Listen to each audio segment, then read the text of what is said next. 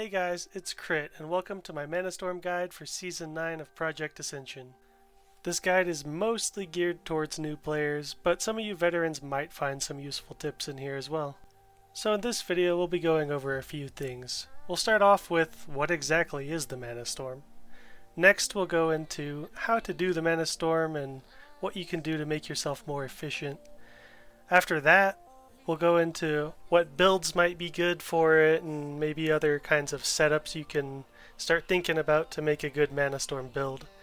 And finally, we'll go into some useful items and maybe some Weakauras as well that will make your life easier in the Manastorm.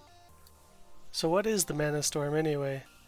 The Manastorm is a new feature introduced with the new Season 9 server on Project Ascension. It's a fast-paced, infinite scaling dungeon crawling mode with increasing rewards depending on how far you can push. The higher you reach, the better the rewards. You can enter the Manastorm by opening your Dungeon Finder interface at level 10 or higher, clicking the Manastorm, and choosing a level to start at. You can choose to play solo, with a friend, or with more friends, all the way up to 15 people. Your progression will be split between solo, which is by yourself, and group play, which is playing with one or more other people. When you enter the Manastorm, you'll spawn in a sort of safety bubble. This bubble protects you from the hazards of the Manastorm while you remain inside and lasts for up to 2 minutes after you enter the level. So you gotta get ready kinda quickly or you'll just start getting attacked when the bubble goes away. When you spawn into the Manastorm, you'll also get these 3 items in your bags. One of them's a res if you're playing with more than one player. The other one is a potion on a 6-second cooldown that heals you and gives you mana. And the last one is basically a PvP trinket on a 1-minute cooldown. Make sure to put these on your bars before you get started. So to complete the Manastorm level, you basically just have to complete the objective, which can be found in this window here.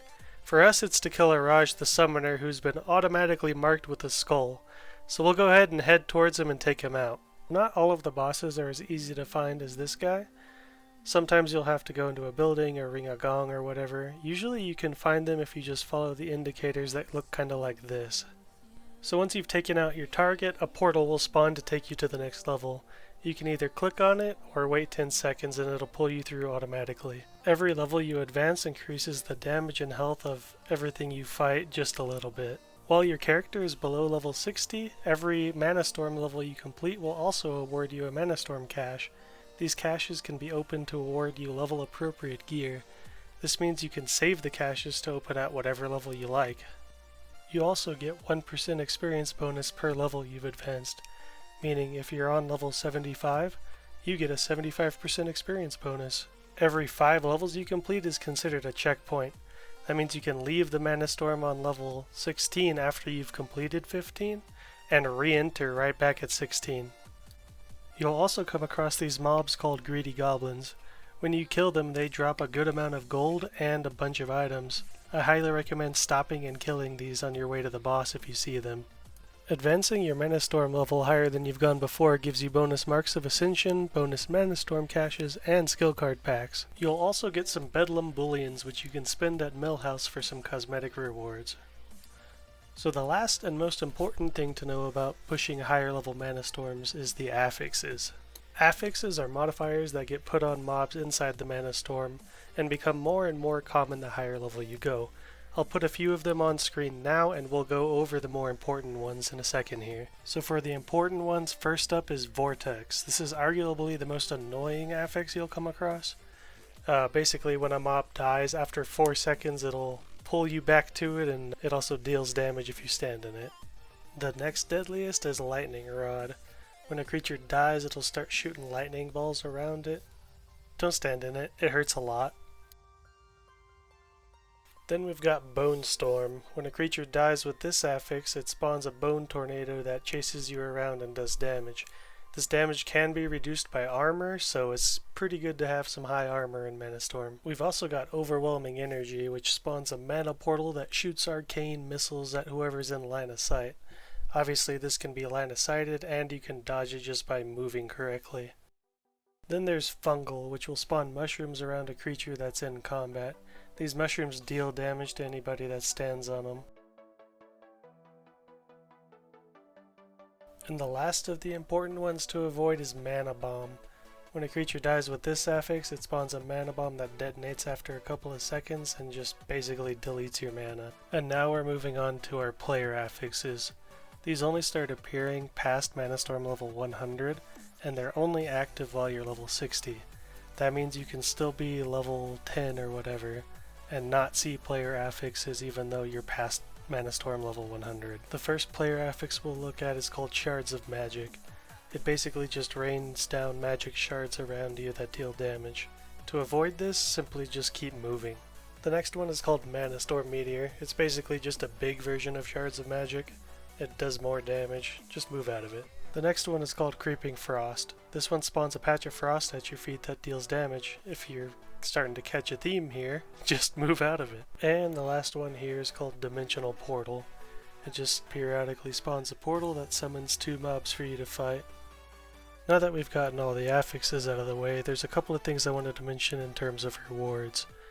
Doing any Manastorm, regardless of if it's your highest or not, will reward you with Bonzo Bolts and Scrolls of Fortune. While you're leveling, you'll get specific Scrolls of Fortune for the build you're currently on. While you're at max level, you'll get Scrolls of Fortune that you can use for any spec you want. You only have a chance to get Scrolls of Fortune for completing a level. The chance goes up and up the higher you get, but still remains a chance. Your Bonzo Bolts can be spent at this guy here at the Manastorm exit for flasks, potions, and other goodies. So what type of builds are good for Manastorm? I'd personally recommend something with quite a bit of sustain and tankiness. You also need a bit of DPS mixed in there. The build I personally use to push Manastorms is a hoplite 1 with the light block tank. It's basically a ret pally with a shield and a lot of healing. For starting abilities, I chose Crusader Strike, Righteous Fury, Shield of the Righteousness, and Charge. For my ability cards, I took Seal of Command, Power Word Shield, Crimson Champion, and Felon Fused Weapon. And for my talents, I chose 1 with the Light, Crimson Defense, Hoplite Training, Consecrated Strikes, Consecrated Weapon, and Mental Quickness. Keep in mind, for this build to really take off and be super good, you need to high roll into things like Divine Storm, Divine Blade Master, Readout, and a whole bunch of other stuff to make this build good. You'll basically be looking for anything that increases your holy damage, your tankiness, and basically just overall survivability. So here's all the gear I use. I use the Warrior Tier 1 block set, which is huge because this set alone gives you about 20% block chance by itself and a whole bunch of armor. Aside from that, the off pieces are pretty much going to be stamina, defense, spell power, strength as much as I can get. For the weapons, I use two-handed polearm Flame Wrath. Obviously, it's just really good and it hits really hard. For the shield, I use the Dreadguard's Protector because it provides the most block rating I could find on any shield. It also has a nice strength bonus and defense rating. For the Librum, I use Librum of Truth for the extra stamina and the extra armor on Devotion Aura. For trinkets, they're basically just stamina stat sticks. And rings are, again, stamina, strength, defense, spell power as much as I could get. And that's pretty much it for my gear.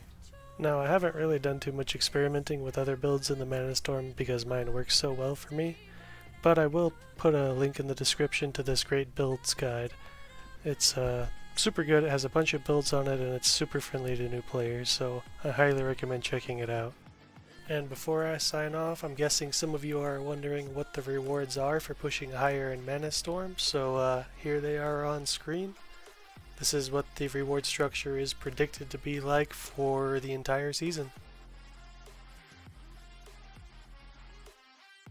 So there's lots of items to buy here at Cogsworth, but I'll go over some of the most important ones to pick up quickly.